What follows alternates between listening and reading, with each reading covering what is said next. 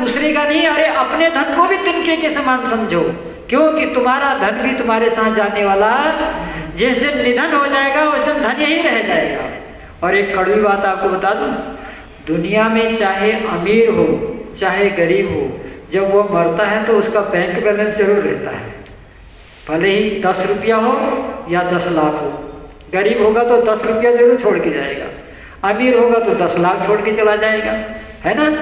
जिस धन को कमाने में एड़ी चोटी लगा दी, उस धन को अंत में छोड़ के जाना पड़ता है।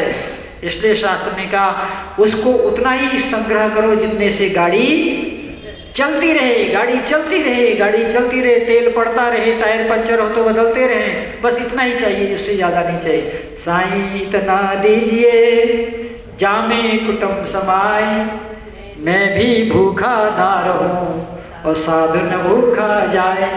इतना होना चाहिए कि मेरे दरवाजे पर कोई आ जाए तो मैं उसकी सेवा कर सकूं यथाशक्ति यथा सामर्थ्य। नकल करके नहीं कि फलाने ने इडली खिलाई तो हम भी इडली खिलाएंगे, ऐसा नहीं, नकल नहीं करना। नकल करने वाला तो फेल हो जाएगा। अपनी क्षमता, श्रद्धा बराबर होती है, योग्यता कम ज्यादा होती है, ऐसे में श्रद्धा सबकी बराबर होती है। दुर्योधन के मेवे में वो मिठास नहीं थी जो विदुरानी के साग में था, तो इसका भी ध्यान रखना है। समदृष्टि। फिर क्या कहते हैं, आत्मवत्सर भूतेषु, जो अपनी आत्मा की तरह सब आत्माओं से प्यार करता है।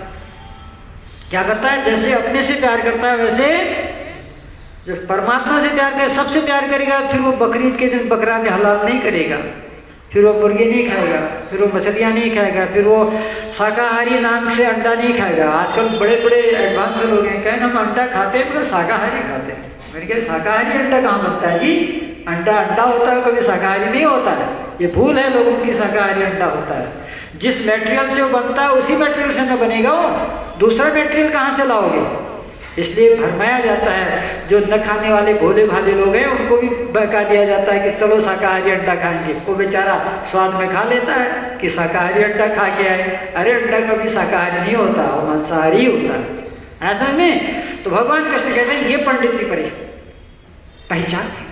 अब अंत में शास्त्र क्या कहते हैं, हर व्यक्ति की दृष्टि अलग अलग है और उस दृष्टि का अपना महत्व है। अब कुछ दृष्टियों पर अवलोकन करते हैं। सबसे पहले आते हैं माँ पर। माँ के नेत्रों में ममता होती है।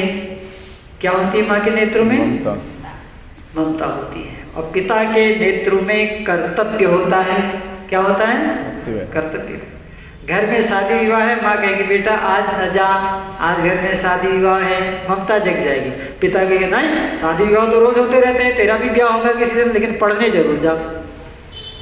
पिता के आंखों में कर्तव्य है। क्या है? और माँ के आंखों में क्या है? ममता है। आचार्य की आंखों में ज्ञान है।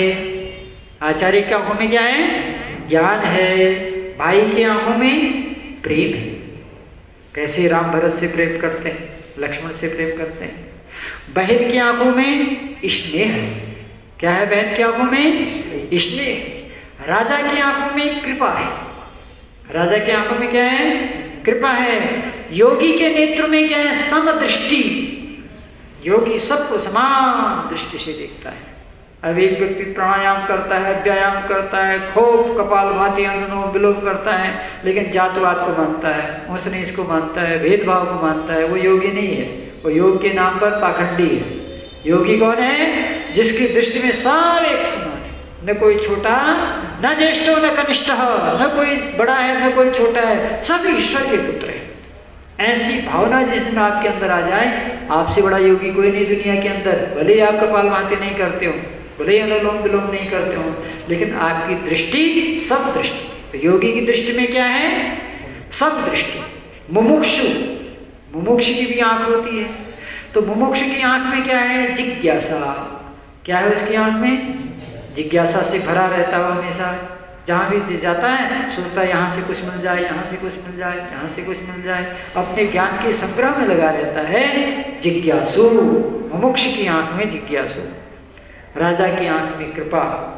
ईश्वर की आंख, ईश्वर की भी आंख होती है, अभी बताया था ना।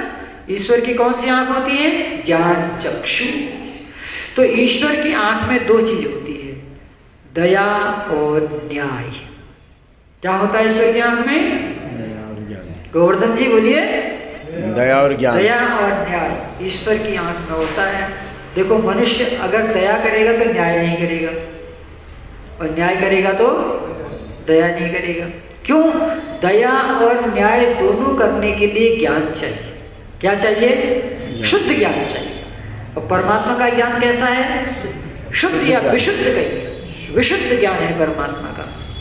इसलिए परमात्मा के नेत्र में दया भी है और न्याय भी है। ईश्वर के नेत्र सबसे अलग है, एकदम अलग नेत्र है उसके। वो दया भी कर रहा है सबके ऊपर, न्याय भी कर रहा है।